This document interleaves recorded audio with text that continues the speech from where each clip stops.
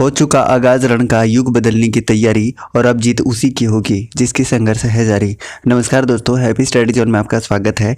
और आज हम देखने वाले हैं बोकारो जिला के बारे में और बोकारो जिला से रिलेटेड जितने भी फैक्ट हो सकते हैं सारे के सारे इस वीडियो में हम डिस्कस करने वाले हैं। तो चलिए शुरुआत करते हैं आज का सेशन। और आज का सेशन हम स्टार्ट करें उससे पहले आपसे एक छोटा सा रिक्वेस्ट होगा कि अगर आप चैनल पर नए हैं तो प्लीज़ चैनल को सब्सक्राइब करके बेल आइकन को प्रेस कर लीजिए ताकि आपको न्यू वीडियोज़ का नोटिफिकेशन सही समय पर मिलता रहेगा। तो चलिए सबसे पहले हम इसके लोकेशन की बात करते हैं। तो देखिए ये रहा बोकारो का लोकेशन। और बात करते हैं बोकारो किस प्रमंडल के अंतर्गत आता है, तो याद रख सकते हैं ये उत्तरी छोटा नागपुर के अंतर्गत आता है। और उत्तरी छोटा नागपुर की अगर हम बात करते हैं तो इसके अंतर्गत टोटल जिले कितने आते हैं, ऑलरेडी हमने कई बार बताया है कि टोटल 7 जिले आते हैं। ये 7 जिले कौन कौन से हैं? चतरा, हजारीबाग, कोडरमा, गिरिडीह, बोकारो, धनबाद और रामगढ़, यानी कि टोटल 7 जिले आते हैं उत्तरी छोटा नागपुर के अंतर्गत, ही याद रख सकते हैं। अब यहाँ से हम बात करते हैं बोकारो से रिलेटेड इंपॉर्टेंट फैक्ट की। तो सबसे पहली बात ये कि बोकारो को क्या कहा जाता है, याद रखिएगा इस्पात नगरी के नाम से जाना जाता है। इस्पात नगरी के नाम से बोकारो को जाना जाता है, ये आप याद रख सकते हैं। इसके अलावा बात करते हैं तो बोकारो जिला को पहले किस नाम से जाना जाता था, तो याद रख सकते हैं माराफारी के नाम से जाना जाता था, माराफारी के नाम से, ठीक है। इसके अलावा बात करते हैं तो इसकी स्थापना कब हुई थी, यानी कि बोकारो जिला कब बना था, तो याद रख सकते हैं 1 अप्रैल 1991 को बोकारो जिला बना था, ठीक है। इसके अलावा बात करते हैं समुद्र तल से इसकी ऊंचाई कितनी है, तो ऊंचाई कितनी है याद रख सकते हैं 210 मीटर है, 210 मीटर, ठीक है। वहीं पे अगर हम फुट में बात करते हैं तो 689 फुट, ठीक है। अगर बात करते हैं बोकारो जिला का क्षेत्रफल का, तो क्षेत्रफल कितना है गाइस, इसका क्षेत्रफल है 2883 किलोमीटर स्क्वायर, ठीक है। अगर जनसंख्या की बात करते हैं तो इसकी जनसंख्या कितनी है, तो याद रख सकते हैं इसकी जनसंख्या है 20,62,330, ठीक है। अगर लिंगानुपात की बात करते हैं तो लिंगानुपात है 922, ठीक है। वहीं पे अगर हम बात करते हैं इसकी जनसंख्या घनत्व की, तो कितना है 715 है, ठीक है। इसके अलावा बात करते हैं इसके साक्षरता दर की, तो बोकारो जिला का साक्षरता दर कितना है ये याद रखना चाहें तो साक्षरता दर है 72.01%, ठीक है। ये साक्षरता दर है। अनुमंडलों की संख्या की बात करें तो टोटल 2 अनुमंडल हैं।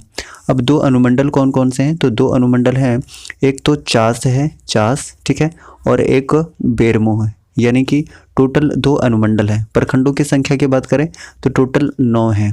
विधानसभा क्षेत्रों की संख्या की बात करें तो टोटल 4 है, ठीक है। कौन कौन सा है, तो एक गोमिया है, ठीक है, गोमिया, बोकारो, बेरमो और चंदन क्यारी। लोकसभा संसदीय क्षेत्र की बात करें तो टोटल कितना है, 1 है। इसके अलावा कुछ प्रमुख नदी के बारे में बात करते हैं तो कौन कौन सी नदियां हैं जहां से बोकारो से होकर बहती हैं, तो एक दामोदर है, कोनार है, खांजो नदी है और जमुनिया नदी है, यानी कि ये सारे के सारे नदियाँ ये बोकारो से होकर बहती हैं। इसके अलावा कुछ प्रमुख धार्मिक स्थान की बात करते हैं तो कौन कौन सा है, तो सिंहपुर का शिव मंदिर है, मंगला चांडी मंदिर है, उसके बाद कोर्रा मंदिर है, चास मंदिर है और झरिया किला मंदिर भी कहाँ पर है, तो ये सारे के सारे बोकारो में हैं। इसके अलावा कुछ पर्यटन स्थल के बारे में भी बात करना चाहें तो आपने सुना होगा जवाहरलाल नेहरू पार्क, ये भी कहाँ पर है, तो बोकारो में है। इसके अलावा तेनूघाट बांध, उसके बाद मोहन आहूजा स्टेडियम, दलाही कुंड, ये सारे के सारे कहाँ पर हैं, तो बोकारो में हैं। अच्छा, बोकारो में कुछ प्रमुख मेले लगते हैं, उसके बारे में भी अगर जानना चाहें तो जान सकते हैं। तो कौन कौन सा मेला है यहाँ पर, तो बेरमो का हथिया मेला काफ़ी ज़्यादा प्रसिद्ध है जो कि मकर संक्रांति के समय लगता है। कुछ प्रमुख जनजातियों की बात करते हैं कि यहाँ पर कौन कौन सी जनजातियाँ हैं, तो आप यहाँ से याद रख सकते हैं संथाल जनजाति, करमाली है, उसके बाद उरांव है, मुंडा जनजाति है, महली जनजाति है, लोहरा जनजाति है और बिरहोर जनजाति है, यानी ये सारे के सारे जनजातियाँ कहाँ पर हैं, तो बोकारो में है, ये याद रख सकते हैं। कुछ प्रमुख उद्योग के बारे में अगर हम बात करते हैं तो उद्योग कौन कौन सा है, ठीक है। उद्योग की अगर हम बात करते हैं तो आपको उद्योग यहाँ देखने को मिलेगा Bokaro steel limited, Aditya flour mill, Indian explosive factory Gomia, BL organic limited, CCL और BCCL के तहत जो बेरमो, दुग्धा और चंदन क्यारी में कोयला खान है, ये सारे के सारे कहाँ पर हैं, तो बोकारो में है, ठीक है। उसके बाद बात करते हैं कि झारखंड का सेफील्ड किसे कहा जाता है, तो बोकारो के भेंडरा को क्या कहा जाता है, झारखंड का सेफील्ड कहा जाता है। इसके अलावा बोकारो के जो लुगु बुरु हैं, लुगु बुरु, इनको क्या कहा जाता है, तो संथाल समुदाय का पिता कहा जाता है, पिता कहा जाता है, काफ़ी इंपॉर्टेंट है। इसके अलावा बात करते हैं तो गोमिया में एशिया का सबसे बड़ा विस्फोट कारखाना भी स्थित है, जो कि काफ़ी इंपॉर्टेंट है। इसके अलावा बात करते हैं तो पर्वतपुर में एशिया का सबसे पहला मीथेन गैस कुआं भी स्थित है, तो ये काफ़ी इंपॉर्टेंट है, ठीक है, मीथेन गैस। इसके अलावा बात करते हैं तो तेनूघाट बांध देश का सबसे बड़ा अर्थिन डैम है, ये भी काफ़ी इंपॉर्टेंट है। इसके अलावा कुछ और इन्फॉर्मेशन की बात करते हैं तो बोकारो स्थित चंद्रपुरा पक्षी विहार जाड़े के मौसम में साइबेरियन पक्षी के लिए काफ़ी प्रसिद्ध है। उसके अलावा बात करते हैं तो बोकारो का जो हथिया मेला है काफ़ी प्रसिद्ध है, इसके बारे में ऑलरेडी हमने बात किया था, जिसका आयोजन कब किया जाता है तो मकर संक्रांति के दिन किया जाता है, ये भी काफ़ी इंपॉर्टेंट है। इसके अलावा बात करते हैं बोकारो लौह इस्पात संयंत्र की, यानी कि बोकारो स्टील प्लांट की बात करते हैं तो ये काफ़ी इंपॉर्टेंट है, इसके बारे में सारा इन्फॉर्मेशन हम एक साथ डिस्कस करते हैं। तो सबसे पहली बात की इसकी स्थापना कब हुई थी तो 1964 में, ठीक है। किसके सहयोग से तो रूस के सहयोग से शुरू हुआ था, ठीक है। उत्पादन कब स्टार्ट हुआ था गाइस, उत्पादन कब स्टार्ट हुआ था तो उत्पादन 1972 में यहाँ पर उत्पादन शुरू हो गया था। और झारखंड का दूसरा लौह इस्पात उद्योग है, ये भी आप याद रख सकते हैं। और ये कारखाना कहाँ पर स्थित है तो बोकारो के माराफारी नामक जगह पर है, ठीक है। और हमने शुरुआत में ही डिस्कस किया था कि बोकारो को पहले माराफारी के नाम से जाना जाता था, ठीक है। उसके बाद बात करते हैं तो ये कारखाना जो है बोकारो के माराफारी नामक तो स्थान पर है ही, साथ ही साथ गरगा डैम और तेनूघाट के निकट स्थित है, ठीक है। इसके अलावा बात करते हैं तो बोकारो को जो आयरन ओर और कोयला चूना ये कहाँ से मिलता है, इसके बारे में बात करते हैं। तो देखिए अगर हम आयरन ओर की बात कर रहे हैं, लो अयस्क की बात कर रहे हैं तो ये क्योंझर ओडिशा से मिल जाता है, क्योंझर ओडिशा से। इसके अलावा कोयला की हम बात करते हैं तो कोयला कहाँ से मिलता है, याद रखिएगा ये झरिया के खान से इसे कोयला मिल जाता है, ठीक है। चूना की बात करते हैं तो पलामू से और मध्य प्रदेश से इसको चूना मिल जाता है, ठीक है गाइस। तो काफ़ी इंपॉर्टेंट है बोकारो स्टील प्लांट। एक बार दोबारा रिवाइज करते हैं। देखिए सबसे पहले इसके स्थापना के बारे में हम याद रखना चाहें तो याद रख सकते हैं 1964 में। उत्पादन शुरू हुआ 1972 में, किसके सहायता से तो रूस के सहायता से स्थापित किया गया था। कहाँ पर स्थित है तो बोकारो के माराफारी नामक स्थान पर स्थित है, ठीक है। कोयला कहाँ से मिलता है तो कोयला झरिया से मिलता है। लो अयस्क कहाँ से मिलता है तो क्योंझर से मिलता है। और चूना कहाँ से मिलता है तो पलामू और मध्य प्रदेश से मिलता है।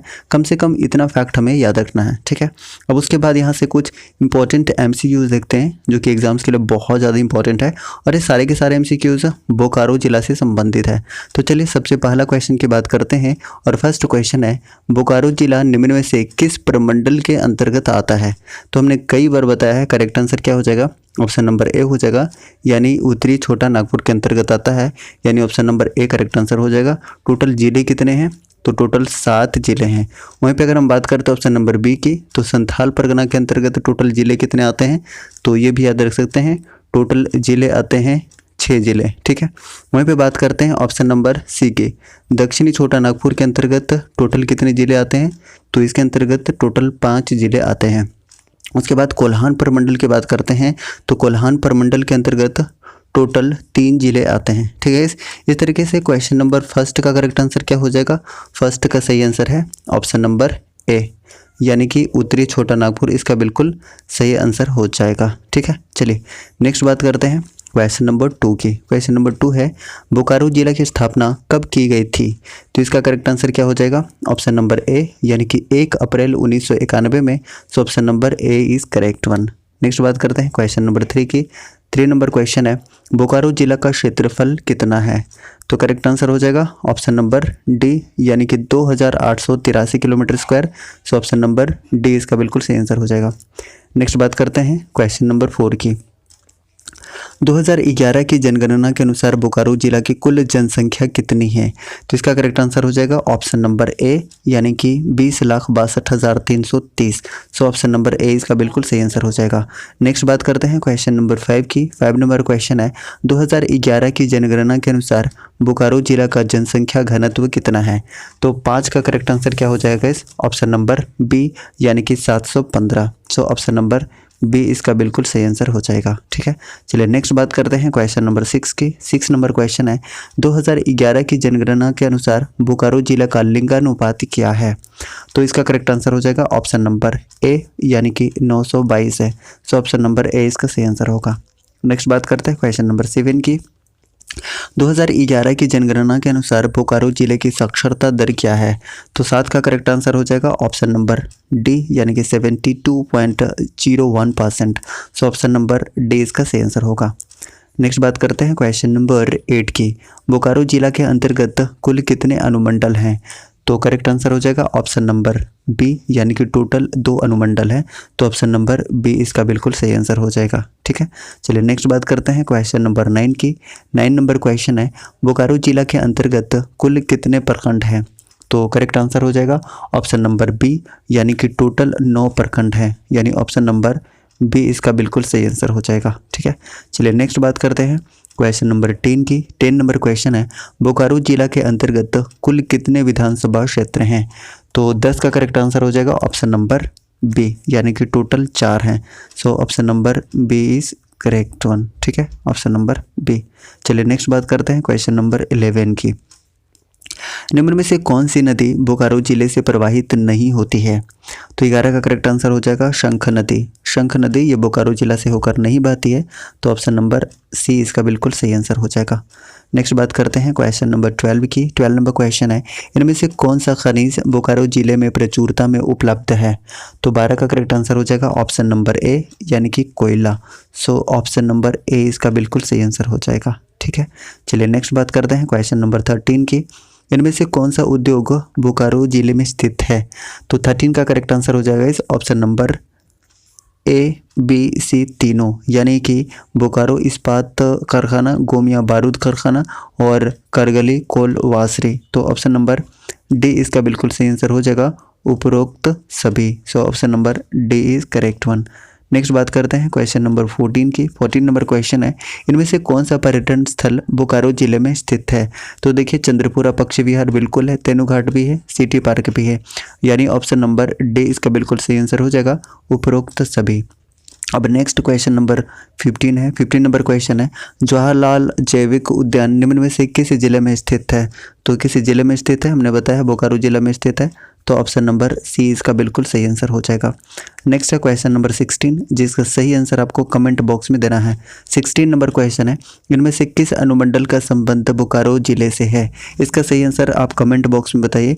इस तरीके से आज का सेशन हमने कंप्लीट कर लिया है गाइस। अगर आपको सेशन पसंद आया है तो प्लीज़ लाइक कीजिए, चैनल पर नए हैं तो प्लीज़ चैनल को सब्सक्राइब करके और बेल आइकन को प्रेस कीजिए, ताकि आपको न्यू वीडियोज़ का नोटिफिकेशन बिल्कुल सही समय पर मिलता रहे। Thank you so much. जय हिंद।